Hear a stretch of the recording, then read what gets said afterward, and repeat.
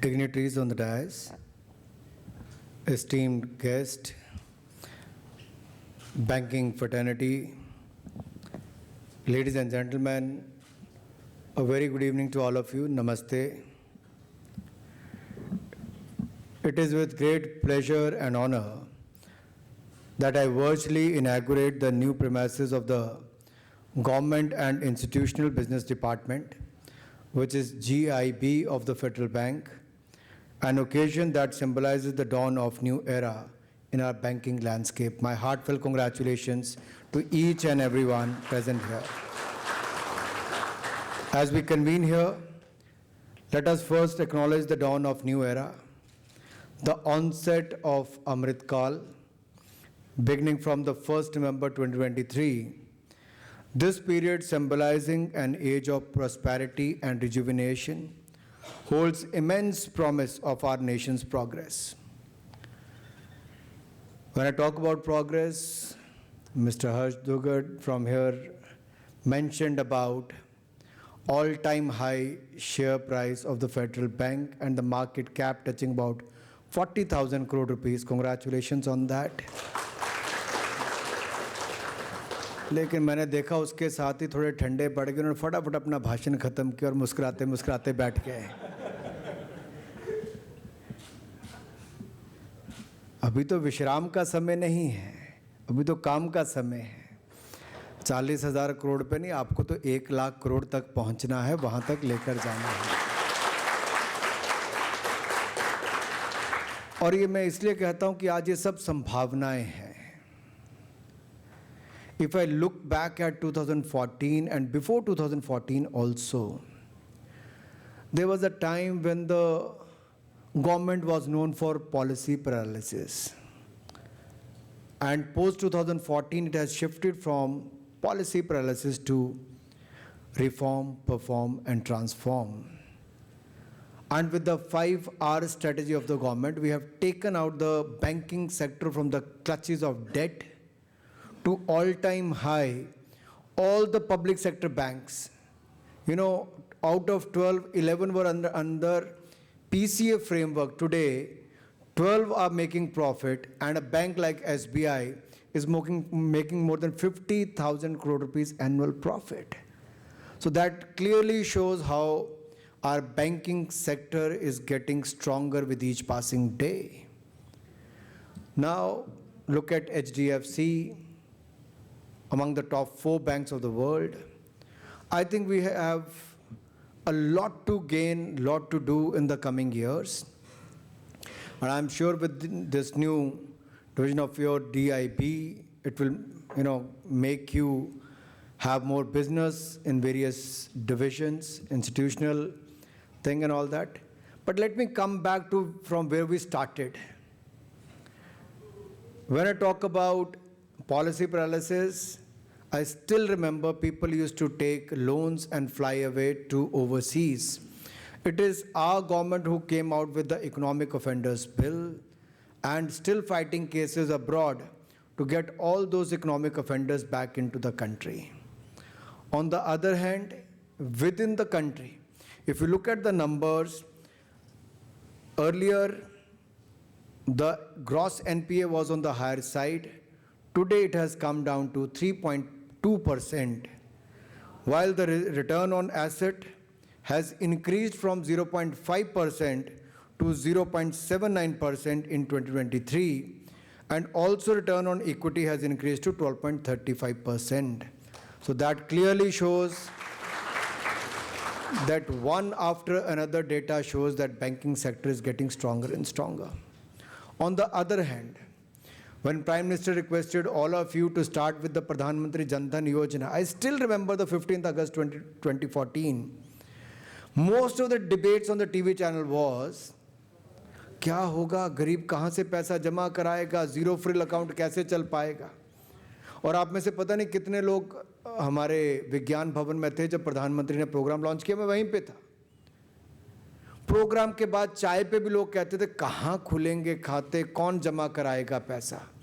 लेकिन ये प्रधानमंत्री की सोच, आपकी मेहनत, आज देश में 45 करोड़ बैंक खाते प्रधानमंत्री जन धन योजना में खुले।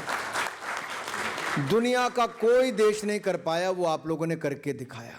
और जिन खातों में कहते थे पैसा नहीं होगा, जीरो फ्रिल अकाउंट बंद हो जाएंगे, आज उसमें 2,10,000 करोड़ रुपए से ज़्यादा जमा है और वो बैंकिंग इकोसिस्टम का हिस्सा बना है।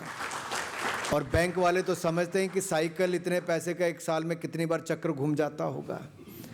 तो मुझे तो यहाँ समझाने की ज़रूरत है नहीं। तो जितना बैंकिंग सेक्टर में पैसा आया तो वापस उसका साइकिल में कितना उपयोग हो पाया। दूसरा, जब प्रधानमंत्री ने कहा कि हमें रुपए डेबिट कार्ड देना है, तो बहुत सारों ने कहा यार डेबिट कार्ड जाएगा, पैसा नहीं आएगा। आज मुझे बताइए, गरीब के हाथ में अगर डेबिट कार्ड है तो उसकी ताकत बना है कि नहीं बना? जिस गरीब को कल तक बैंक खाता खुलवाने के लिए 2 लोग साथ में लेके जाने पड़ते थे, बैंक खाता नहीं खुलता था, उसका बैंक खाता भी खुल गया, उसके पास डेबिट कार्ड भी आ गया। मुद्रा योजना में उसके पास 34 करोड़ लोन मुद्रा योजना में मंजूर हो गए और लगभग 27 लाख करोड़ से ज़्यादा अब तक दे भी दिया गया। और देश के लोगों ने रोजगार स्वरोजगार के अवसर भी उसके माध्यम से पा लिए। जब कोविड का टाइम आया तो प्रधानमंत्री ने कहा स्वनिधि योजना लेकर आओ, स्ट्रीट वेंडर्स के लिए लेकर आए और 50 लाख का हमने लक्ष्य रखा था, 78 लाख स्ट्रीट वेंडर्स को हम तक पैसा दे चुके हैं। जिसको 10,000 रुपया मिलता था उन्होंने समय पे पैसा वापस किया, उनका इंटरेस्ट माफ़ हो गया, डिजिटल पेमेंट लेन देन ज़्यादा बढ़ गया। और आज जिसका कभी सिविल रेटिंग में नाम नहीं आता था, आज वो 10,000 की बजाय 20,000 से लेके 50,000 लेने वाले भी बहुत सारे लोग अब तो हैं। यानी कि दूसरी किश्त लेने वाले 20,000 वाले तो हैं ही बहुत, लेकिन 50,000 तक भी बहुत पहुँचे हैं। ये अपने आप में बहुत क्रांतिकारी योजना थी। आज दुनिया भर के लोग आके स्टडी कर रहे हैं कि भारत में ये फाइनेंस सेक्टर में, बैंकिंग सेक्टर में पहला 45 करोड़ लोग दुनिया के किसी देश में संभव ही नहीं है। पूरे कॉन्टिनेंट्स को मिला लो तब जाके 45 करोड़ नहीं होते जो आपने करके दिखाया। फिर दूसरा आता है कि इतना पैसा 2,10,000 करोड़ रुपया जमा हो गया। फिर आया कि स्विच ओवर डिमोनेटाइजेशन के बाद अगर हमने डिजिटल पेमेंट्स की ओर किया तो लगता था कहाँ से कौन करेगा। पूर्व वित्त मंत्री ने कहा मोदी जी 7 रुपये किसी ने ट्रांसफर करने को तो कैसे करेगा, इंटरनेट नहीं होगा, बैंक नहीं होगा, पैसे का लेन देन कैसे होगा। आज मैं यहाँ पर गर्व के साथ कहता हूँ 2 रुपये भी देने होंगे तो आप यूपीआई भीम से दे सकते हो। दुनिया का कोई देश नहीं करता जो हमने किया है।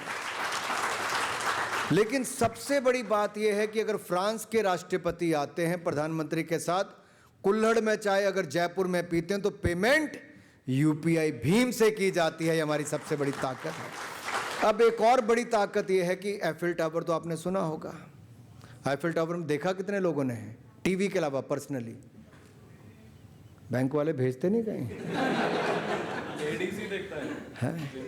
अब अगली बार जाओगे तो आपको यूरो में पेमेंट नहीं करनी पड़ेगी, आप यूपीआई भीम से भारतीय रुपये में पेमेंट कर पाओगे। ये भी भारत ने किया है। अब सिंगापुर हो, यूएई हो, फ्रांस हो, ऐसे अन्य देशों में, कई देशों में अब रुपए में लेन देन यूपीए के माध्यम से हुआ। अब एक सरकार यूपीए की थी जहां पॉलिसी पैरालिसिस था, जहां बैंकिंग सेक्टर गिर रहा था, जहां लड़खड़ाती चरमराती अर्थव्यवस्था थी। दूसरी महत्वाकांक्षी सरकार है जिसने यूपीआई के माध्यम से नई ट्रांसफॉर्मेशन करके दिखाया, रिफॉर्म्स लगाकर दिखाई, परफॉर्म करके दिखाया है। यही फर्क है। How we have moved from a fragile 5 economies of the world to the 5th largest economy of the world है। और मैं एक बात का विश्वास दिलाता हूं, बैंकिंग सेक्टर ने जो सहयोग किया है, आप इसी तरह से ही ऋण देते जाइए, इंडस्ट्री को आगे बढ़ाइए। और जब हम तीसरी बार अगले 3 महीनों बाद चुन के आ जाएंगे, तब अगले 3 सालों में भारत तीसरी बड़ी अर्थव्यवस्था दुनिया की बन जाएगा। और ये गारंटी भी किसी और ने नहीं, ये मोदी की गारंटी है। तो मोदी की गारंटी मतलब 100% गारंटी, 100% खरा गारंटी, 24 कैरेट। तो इसलिए मैं कहना चाहता हूं कि हमने जो कहा, आज पूरी दुनिया का, पूरे विश्व का विश्वास भारत की ओर बढ़ा है। They see a ray of hope in India and India's leadership. That is why Italy Prime Minister says Modi is the most popular leader. And a Prime Minister of Australia says Modi is the boss. From various other ministers, Prime Minister says he is the leader we are looking at. Isn't that a proud movement for every Indian, 140 crore Indians, majority of them who have voted in the favor of Prime Minister Modi and his government. He worked 24/7. He spent every minute of his life towards the country and the growth of the country. अब हमारी जिम्मेदारी ये है कि हम अपनी भूमिका सब लोग कैसे निभाएं। और देश के सामने सबसे बड़ा चुनौती का समय आया था कोविड-19 पेंडेमिक का, जो 100 साल में सबसे बड़ी चुनौती थी। जहां हमारे एक और फ्रंटलाइन वर्कर्स ने, हेल्थ वर्कर्स ने काम किया, मेरे मीडिया के मित्रों ने जमीन पे उतरकर लोगों को जानकारी देने का काम किया, वहीं पे बैंक वालों ने भी बैंक के द्वार खुले रख के पेमेंट करने का काम किया है। और ये दुनिया भर में अगर आप देखेंगे, जो विकसित देश थे वहां पर भी जो चेक्स काटे गए थे, लोग छुट्टी मनाने चले गए, कोई कहीं और चला गया, चेक घर पे पड़े रहे, वो हुआ भी नहीं, कोई बैंक में नहीं जाता था। लेकिन हमारे देश में मोदी जी ने क्या किया, ये जो डिजिटल पेमेंट की शुरुआत पहले की थी, हम एक बटन दबाते थे, एक साथ 20 करोड़ 50 लाख महिलाओं को 500 रुपये उसके खाते में ट्रांसफर हो जाता था। 31,000 करोड़ रुपया हमने 3 ट्रांजैक्शन में दिया। फिर 3 करोड़ वृद्ध, विधवा और दिव्यांग को हमने 3,000 करोड़ 3 किस्तों में उनको ट्रांसफ़र किया। फिर हमने डीबीटी उनको किया जो उज्ज्वला योजना के लाभार्थी थे, जिन्होंने अपना गैस सिलेंडर लिया। ऐसे ही अलग अलग पैसे उनके खाते में ट्रांसफ़र किया। और जब उद्योग वालों को लगा कहीं उद्योग बंद ना हो जाएं, तब हमने पहला निर्णय लिया था कि 6 महीने का मॉरेटोरियम पीरियड देंगे। फिर हम उसके बाद ECLGS स्कीम लेके आए, emergency credit line guarantee scheme, और उसमें भी लगभग 5 लाख करोड़ रुपया without any collateral, without any guarantee, पहली बार 20% एडिशनल वर्किंग कैपिटल देश में किसी सरकार ने दिया, तो मोदी सरकार ने व्यापारियों के लिए, उद्योगपतियों के लिए दिया। आज जो कहते थे उद्योग बंद हो जाएंगे, आज भारत की अर्थव्यवस्था ये कहती है कि दुनिया में सबसे तेजी से बढ़ने वाली अर्थव्यवस्था हमारे भारत की है। और अगले 2 साल के लिए भी कहा गया, India will be the fastest growing economy of the world, and that is all because of the policy decision taken by the Modi government during the covid pandemic. ये आसान नहीं था, लेकिन प्रधानमंत्री का विश्वास था अपने उद्योग पर, अपने उद्योगपतियों पर, अपने व्यापारियों पर, अपने रेडी फड़ी वालों पर, अपने मुद्रा योजना के लाभार्थियों पर। और मुझे आज भी याद है, मैं तो उस समय बैंक, क्योंकि निर्मला जी और मैं 2 ही थे हम लोग फाइनेंस में, आपकी चिंताएं भी उस समय होती थी कि साहब पैसा आएगा नहीं आएगा। हमने कहा था, मोदी जी ने कहा तो पक्का आएगा। और देखिए, इस देश के प्रधानमंत्री की 75 साल में शायद कोई पहली बार ऐसा नेता है जो कहता है, वो करके दिखाता है, और दुनिया और देश उनके ऊपर विश्वास करती है। यही आज हमारी सबसे बड़ी ताकत है, और इसीलिए हमारा बैंकिंग सेक्टर भी ताकतवर बना है, क्योंकि जो उन्होंने निर्णय ले लिया, आप पीछे आके खड़े हो गए। इंडियन बैंकिंग एसोसिएशन के पास कई मुद्दे आते थे, मैं उनकी एसोसिएशन के पास गया, तो उनको लेके भी हमने सकारात्मक तरीके से वो सब निर्णय करने का काम किया। अब इसका फर्क कहाँ पे दिखता है? इसका सबसे बड़ा फर्क दिखता है जब आज आंकड़े आते हैं मल्टी डायमेंशनल पॉवर्टी, लाइन से बाहर कितने लोग आए? 25 करोड़ लोग पिछले 10 साल में मल्टी डायमेंशनल पॉवर्टी के आंकड़ों में देखा जाए तो गरीबी रेखा से बाहर आने का काम हुआ, जो 75 साल में नहीं हुआ, पिछले 5 सालों में हुआ।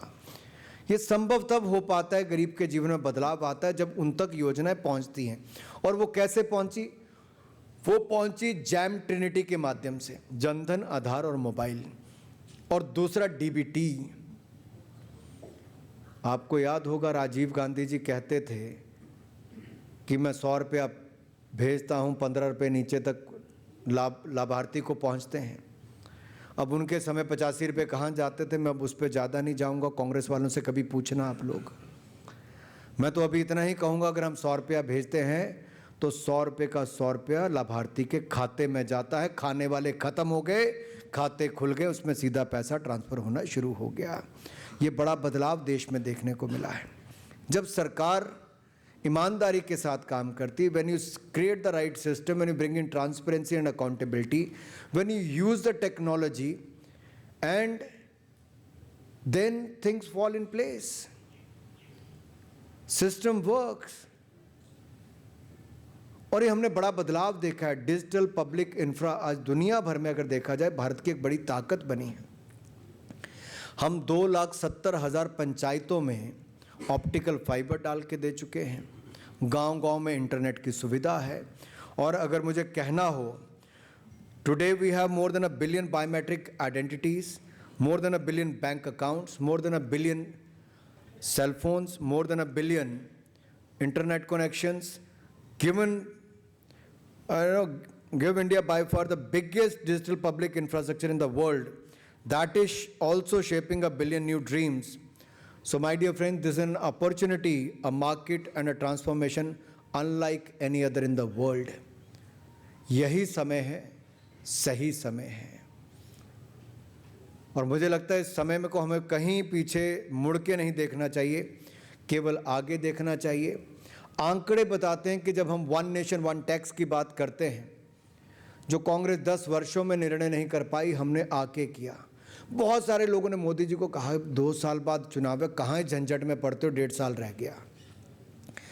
उन्होंने कहा सरकार की बात नहीं, मुझे देश के लिए काम करना है। और ये जीएसटी को जब हमने लागू किया तो दुनिया भर में अधिकतर सरकारें हार गई थी। जिसने जीएसटी को लागू किया, आप आंकड़े उठाकर देखिए, मैक्सिमम 99% सरकारें वापस नहीं आई थी। लेकिन क्या कमिटमेंट लेवल होगा देश के प्रति प्रधानमंत्री जी का, जिन्होंने अपना राजनीतिक फायदा देखने के बजाय देश के हित में निर्णय लिया। और आज मैं आपको कह सकता हूं, कोविड से पहले भी 90,000 करोड़ पार नहीं करती थी जीएसटी कलेक्शन। आज ऑन एन एवरेज अगर पिछले 12-14 महीनों को निकालोगे तो 1,66,000 करोड़ निकलता है। एक महीने में तो हम लोग 1,83,000 करोड़ रुपया भी मार्च 2023 में हमने किया।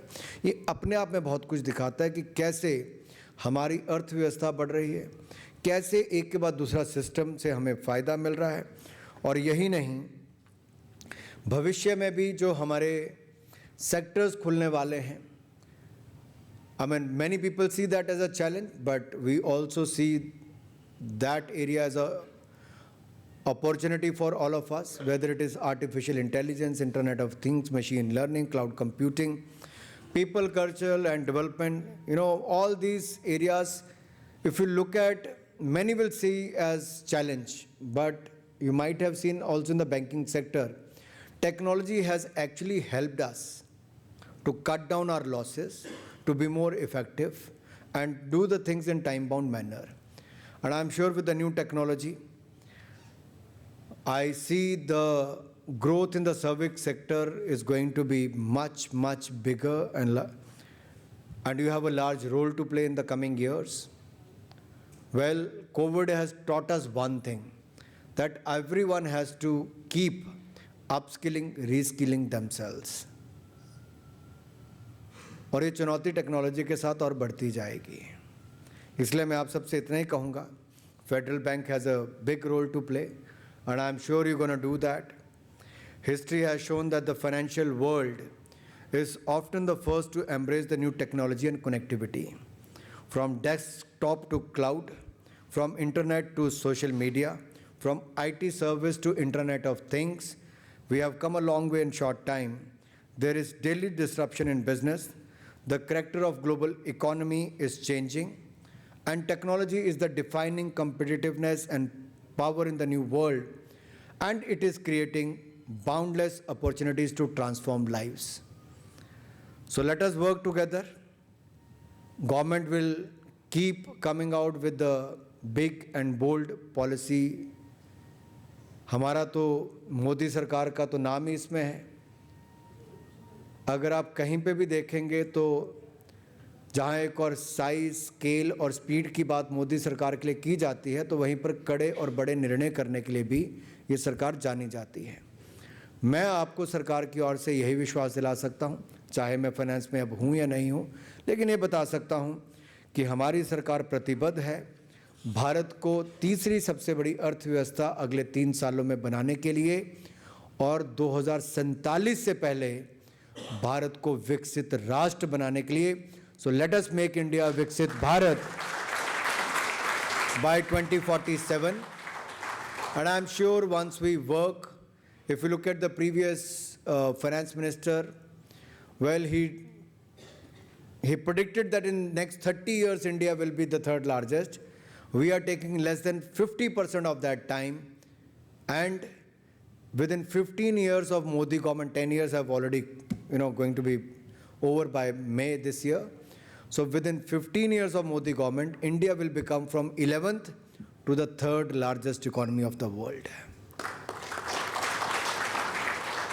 So in conclusion, let me congratulate you on the new premises of the Government and Institutional Business Development of the Federal Bank. Congratulations to you and your team.